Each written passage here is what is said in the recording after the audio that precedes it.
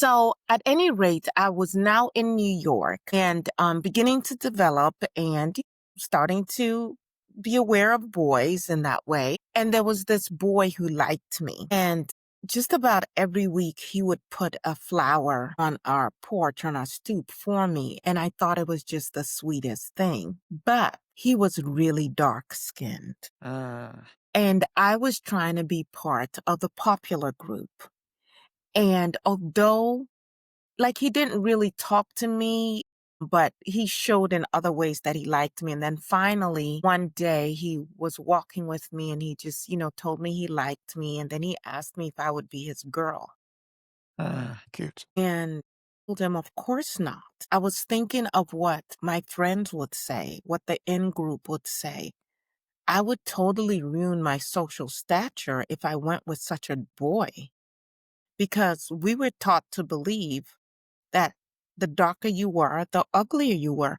I made fun of my sister about her lips because thin lips were supposed to be better. And I didn't know any better. This is why I tell you they make fools out of us. And I turned to him and I said, I could never be your girl because you are so dark and ugly. And I will never forget the look on his face. I realized how much I hurt him, and the look on his face turned to one of absolute disgust. And of course, he never talked to me after that. And much later in life, when I realized how they had pumped our heads with so much self-hatred.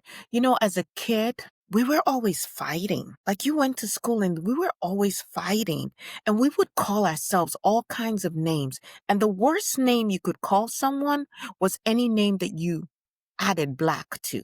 So you could call someone a bastard and that was bad. But if you called them a black bastard, now you're really going to get beaten up.